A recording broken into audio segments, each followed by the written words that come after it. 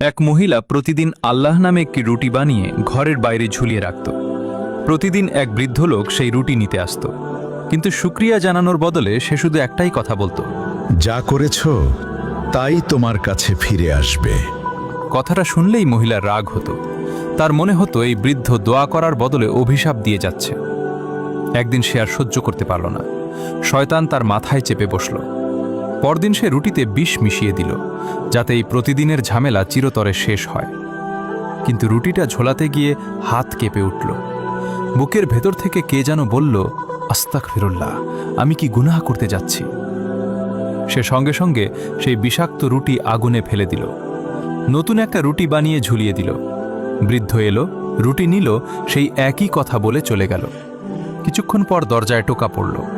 দরজা খুলতেই দেখল তার ছেলে দাঁড়িয়ে, কাপড় ছেঁড়া, ক্ষুধায় বেহাল। সে মায়ের পায়ে লুটিয়ে পড়ে বলল, মা, আমি তো ক্ষুধায় মরেই যেতাম। পথে এক বৃদ্ধ লোক আমাকে তার রুটি দিয়ে দিল। মায়ের পায়ের তলা থেকে মাটি সরে গেল। ওটা সেই রুটিই ছিল যা সে সকালে বানিয়েছিল। তার বুক কেঁপে উঠল। যদি সে ওই বিষাক্ত রুটি না বদলাতো, তাহলে নিজের ছেলেকে নিজের হাতেই মেরে ফেলত। তখন সে বৃদ্ধের কথার মানে বুঝতে পারল। আজ যে ক্ষতি তুমি কারো জন্য চাইছ, কাল সেটা তোমারই প্রিয়জনের দিকে ফিরে আসে।